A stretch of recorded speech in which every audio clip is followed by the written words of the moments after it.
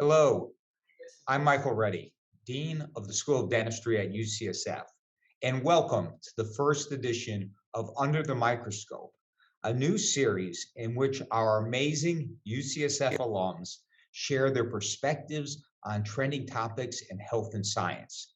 I'm thrilled to kick off Under the Microscope with a topic that's top of mind for UCSF and its alums, the future of healthcare.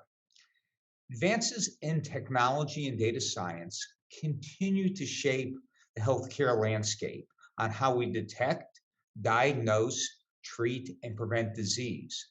Across the practices we've seen profound impact and tremendous potential of tools like digital imaging, artificial intelligence, genomic sequencing, machine learning, and other technologies. Our guest today has fully embraced a tech-forward approach to advancing the field of orthodontics. Dr. Yan Kalika, who completed his orthodontic training at UCSF in 2001, is a board-certified specialist in orthodontics and dentofacial orthopedics. He received his dental degree from Harvard School of Dental Medicine and attended UCSF for his orthodontic residency and a master's degree in oral biology. Dr. Kalika is also an entrepreneur. He is a co-founder and board member of several companies and serves as a consultant to Align Technologies, the creator of Invisalign retainer-based tooth movement. Welcome, Yan, and thanks for being here. No, thank you very much for having me. It's a pleasure to be part of UCSF journey.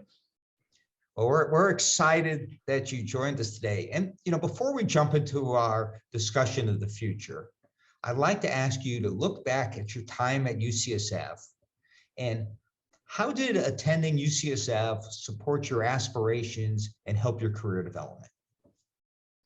Well, obviously UCSF was in the middle of Silicon Valley. And the interesting thing for me is, when I was a resident, I was able to work at Invisalign, which was then a startup company. And the fact that I'm in Silicon Valley in the middle of this epicenter of technology and innovation, and here it is that the aligner company that is actually, so innovative that we've never heard of. A lot of people had a hard time adapting that Invisalign will ever become something that's different than wires and bands. So the fact that I was able to kind of combine my UCSF schooling with working at Invisalign really gave me a cutting edge into the startup world, technology, and I looked at people, how they raise money, how they innovate, and it was really very helpful. Although I had to work at nights at Invisalign after my regular day, it was well worth it. In addition, it enriched my orthodontic, education in return because, I was doing like 50 to 60 orthodontic setups a day. And after a while, it was like a game. I could see teeth moving at night and, having a little bit of a chess background, for me, it was like chess pieces. I would have dreams about how to set up a case in like 2 minutes. So it was very interesting. The combination of UCSF and being here, and the technology and companies, and having a lot of friends who are in the startup world really shaped my experience going forward. Wow, Rob. So I'm fascinated by your thoughts of like thinking 3 steps ahead or more in a chess game and how that relates to orthodontics and tooth movement. Today, orthodontic retainers are the most common 3D printed medical device. Personally, I didn't see that coming. So was that a surprise to you when you were in orthodontics residency at UCSF and working on these technologies at night? Yeah, I didn't expect that the scope that Invisalign is going to get that big. Otherwise, the smartest thing I could have done is held on to my stock, which I sold a little bit too early. I would have been much happier now if I anticipated such a huge growth. But it's great to see that the fact that we're part of the development journey and the early stage of the company, and the company is so successful. It's always good to be in some way associated with a success story. it's always better to be part of a success. So, you are a big advocate of technology in the field of orthodontics and healthcare innovation overall. So what currently excites you? Well, the biggest thing, there are few different areas that excite me in dentistry. One of the areas is artificial intelligence. I think that, there's a few companies, one of which I was involved in called DiagnaCat, that uses 3D imaging to analyze and diagnose not only the teeth, but neighboring structures and airways, TMJ. And I think if we think and draw a parallel again, because I'm from a chess world, at some point the computer is going to is going to beat any kind of chess champion, right?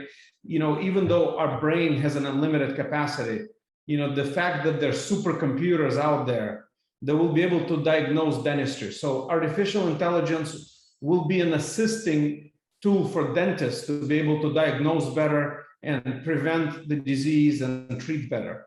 The second portion is the sensor technology and analytics of the breath.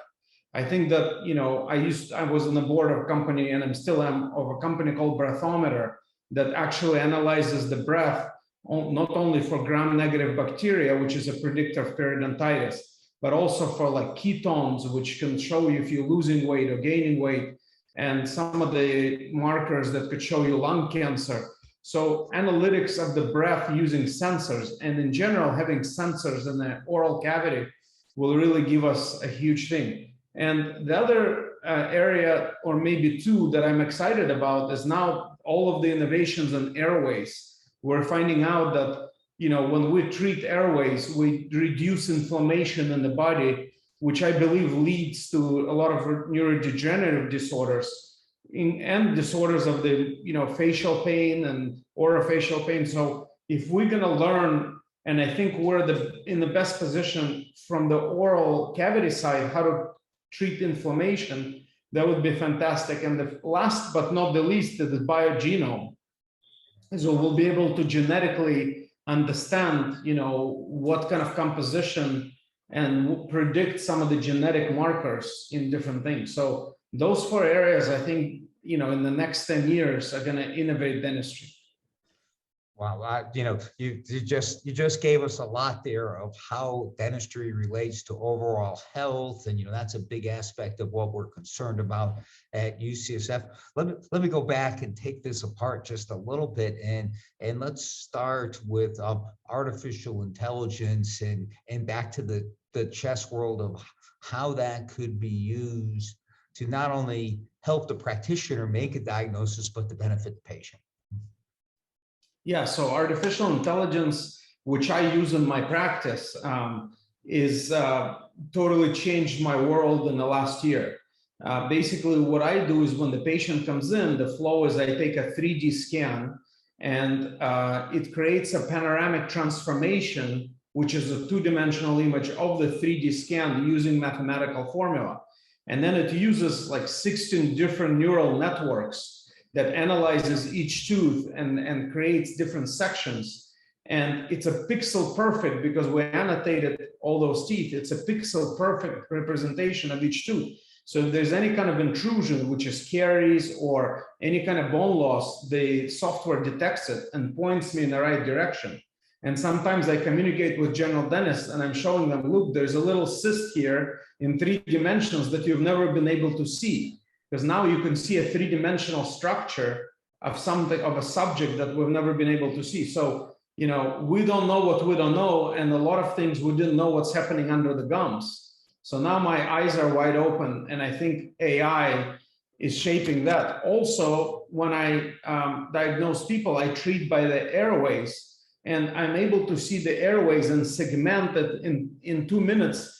The artificial intelligence software segments the airways and the TMJ, and I could see the anatomical structures and see, how big the area of the airways is, and where the pressure points of the TMJ, and I'm able to get more information and put it together to come up with proper diagnosis. Yeah.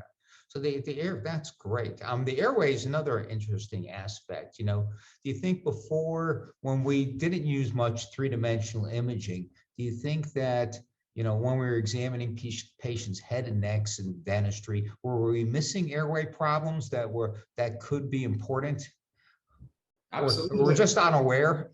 Yeah. Absolutely. I think that airway, luckily for me, and that's my kind of a lucky ticket being at UCSF. I had great teachers that were mostly European origin who really paid a lot of attention to airways. And the classic study on airways was done in UCSF using primates by Harvard and Vargovic. And Dr. Vargovic was the chairman of our department when I was there. And Dr. Nielsen and everybody really opened up our eyes about facial development and craniofacial growth and how important, is breathing properly and the airway and how they affect the jaw growth. So that's part of UCSF that I feel gave me so much training that other residencies didn't even offer. And so when I came out of residency, I always looked at that, I didn't have the three-dimensional view, but at least I had 2D representation and thinking about how do I have the kid breathe better and what can I do orthodontically to execute it. So that was very enlightening, and that was my learning experience in the UCSF that really put me on that journey. Yeah, that's great. Well, it's great that you got off to such a great start. So you talked about something that's, of a great interest to me, and that's, inflammatory mediators, analyzing breath for trace element analysis and other aspects. Can you talk a little bit, you're talking about like a whole new concept of what it means to have bad breath. Can you talk a little bit about that for us? Yeah, absolutely. So, we never really analyzed the breath except this. I remember when I was at Harvard, there was the Foresight Institute developed this huge machine called halimeter that really you analyze your breath, but it was like it occupied the whole size of the room, and then you would come in and breathe into it, and all those different reactions would analyze, whether you have a lot of gram-negative bacteria, which then, you can measure the sulfur level, and it will tell you whether you have bad breath. But, right now we know gram-negative bacteria is predictor for periodontitis, which is really an active inflammation, and the same bacteria in the mouth is found in Alzheimer patients. So we can, I believe inflammation is a precursor to so many things, including pain, including, cancers, including some of the neurodegenerative disorders like Alzheimer's and Parkinson's. And I think that by analyzing the breath, for example, what we did at Breathometer, we created a medical device that's very small. It would go in the mouth, you would press the button, and it used the fan to analyze the air from the mouth, so you don't get the sample of the lung air, and basically had an application on the phone, and right away it will tell you, where your gram-negative bacteria is, and if it's too high, you need to go brush and floss, and hopefully you can control it this way. So it's an active measurement of where people need to be and how they need to control their oral health. And so I think that's just the beginning for us to understand, all this part of the airway, including breath and, and the genomic factors. Yeah, it's fascinating. And, the interaction between someone's oral health and their overall health and how that dentistry can contribute further, I think is just going to grow. You've talked about some of the things you've been working on, and it's fascinating to see someone who, is a busy orthodontist running multiple dental practices. And I'm curious, what led you to get involved with so many startups and tech companies? I think probably part of my human nature is that I want to always learn more. And I'm actually down to I work in one practice clinically, and I'm concentrating more now on clinical practice because with AI, there's so many things that I feel I can do for my patients.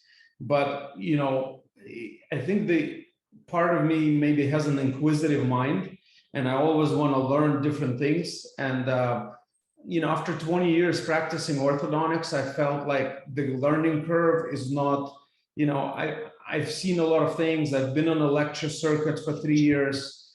Yeah. I've listened to everybody who is like experts in the world. I felt like there's really not a lot of growth in that area. So for me to really contribute to, healthcare and oral healthcare in particular, I had to get involved and really learn some of the innovative things. And I don't regret it. I feel like it really enriches my experience and how I look at the health aspect and the orthodontics and, how dentistry is connected to the whole overall health. Okay. Yeah, that's just fascinating. So how do you want to practice in the future, and what are you doing now to support where you're going? You talked a little bit about that, and where do you think we should be going at UCSF overall for healthcare, but specifically for dentistry? Yeah, so for me, practicing in the future means that incorporating all this latest innovations, right? And my practice has changed. Like I said, I do some of the airway orthodontic procedures that I started doing fairly early, like maxillary expansion with the mini screws, or some of the airway calculations in 3 dimensions. I think that what I'd like to do is use all of this knowledge and kind of have a digital patient. That's my vision of the future, is that somebody is going to come in, they're going to get a 3-dimensional scan, an intraoral scan, the photos, and we'll put it all together and it creates this digital patient, which we are already doing in our AI software. And then based on the digital patient, we have this multidisciplinary tool with a messenger where everybody can have this patient almost as a project, and different specialists and general dentists can collaborate and have all of the records centralized in this digital platform, which, we created that kind of scenario. Now we're doing it for Seattle Study Club on the AgnaCat side. And then this digital patient becomes collaboration tool. Everybody contributes and know where everybody is, and there's a transparency. And it starts with dentistry, but it really integrates into medicine, right? And we understand, okay, this patient has allergies. Okay, why are the allergies? Is it a symptom or is it the natural cause? Maybe if we take care of the airways and convert them to nose breathing, they won't have allergies anymore, instead of getting Ritalin for the kids. And so I think that this integration of dentistry with medicine and working not just with dental providers, but with neurologists, with the ENT surgeons, with psychologists, with pain medicine for people. I think that's where I see, and I would love to be part of this future. And I think UCSF is really well positioned to do that now that, you have spent a lot of time becoming part of UCSF Health. It should be very exciting for everybody who understands where you're going. I believe that integration with the healthcare and being able to be part of overall system is almost making a circle in dentistry, right? When dentistry got separated, and now it's getting back into the medical arena, and we're part of the whole picture. Yeah, well, that's fascinating, and I love the way you're thinking about the interoperability of the data, putting the data together. I think that's one of the things, as data is powerful, but it's only really powerful when we connect it, when we have systems that talk to each other and integrate with them. And I think that's a vital way of building healthcare.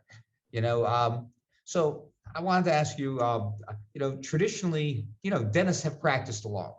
We've talked a little bit about how we want to integrate into health.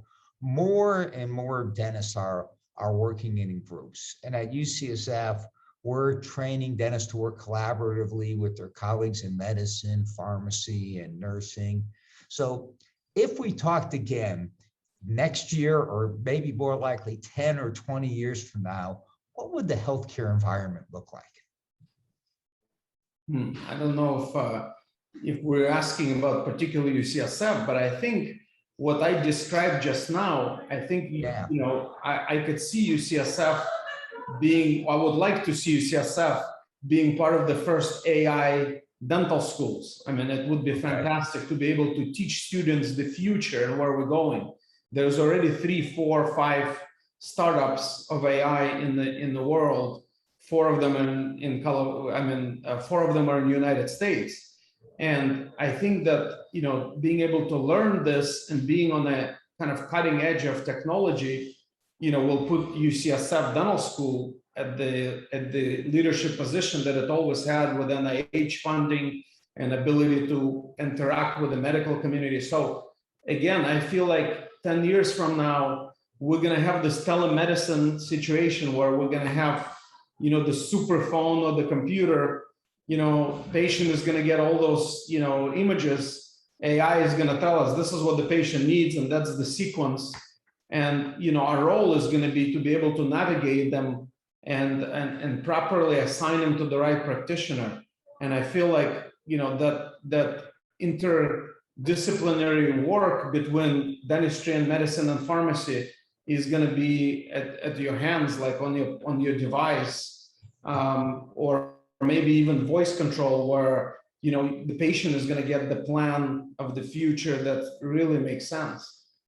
Wow, that's a fantastic vision for the future, and I think it's one that we certainly need to create here at UCSF. I want to thank you for a great discussion and sharing your views of the future of healthcare. And to all of you who have tuned in to the first edition of Under the Microscope, thanks for listening and be well. Take care. Thank you, Jim, and thanks for having me. I appreciate it very much. And I think what you guys are doing for dental school now is amazing. And I'm excited to be part of the journey to help navigate it with you. So thanks very much. Thank you. Bye-bye. Take care. Bye-bye.